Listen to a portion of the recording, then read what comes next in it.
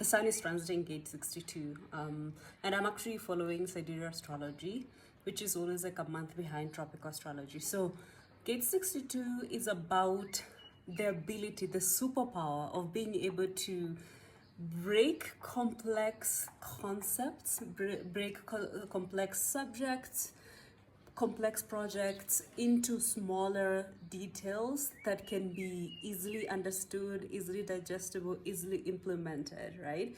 If you in your friend group, or like that person who's able to just break something, when they talk to you, you finally get the aha moment, right? You finally understand, maybe you were struggling to understand that concept, but then this person is able to break it down, because in order for you to have that ability, sometimes it actually comes from like embodiment. It comes from that deep understanding. It doesn't come from intellectualization or just understanding from the mind. And in fact, the shadow of this gate in the gene keys is the shadow of, it's called intellect, right? And intellect is very different from intelligence. Richard Rudd talks about this. He talks about how the intellect is just about, accumulating facts, and it's coming from that fear of like being inadequate, right? Being inadequate, then you tend to prepare, you tend to accumulate so many facts, and then you get overwhelmed because it's coming from like that place of lack, right?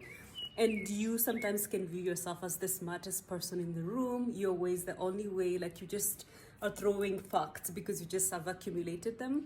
But it's not coming from that deep understanding, right? Because a person who comes from that deep understanding is very careful with the amount of words that they use, and because you understand that words carry a frequency. So you're very careful in terms of like, I want to be careful about how I put this, because you want the other person on the other end to understand what you're trying to communicate, and you're not above them, right? You don't view yourself as more intellectual than them, right?